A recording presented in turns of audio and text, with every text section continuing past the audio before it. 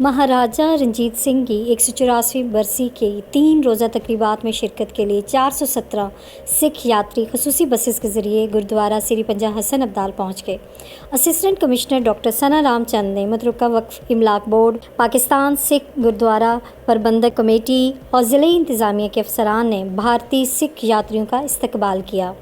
गुरुद्वारा श्री पंजा साहब में सरदार रंजीत सिंह की 184वीं सालगिरह की 3 रोज़ा तकरीबात में शिरकत के लिए 400 से ज़ायद सिख यात्री खसूसी बसेस के ज़रिए गुरुद्वारा पंजा साहब हसन अब्दाल पहुँच गए।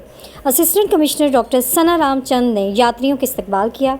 यात्रियों की आमद से कबल तहसील और ज़िला इंतज़ामिया ने तमाम तर इंतज़ामात मुकम्मल कर लिए थे। इस मौका पर सिक्योरिटी के सख्त इंतज़ामात किए गए थे। यात्री अपनी मजहबी रसूमात की अदायगी के बाद 26 जून को डेरा साहब लाहौर रवाना हो जाएंगे। यात्रियों की सिक्योरिटी के लिए अटक पुलिस के 400 अफसरान और एहलकार मुख्तलिफ ब्लॉक में ड्यूटी सर अंजाम देंगे।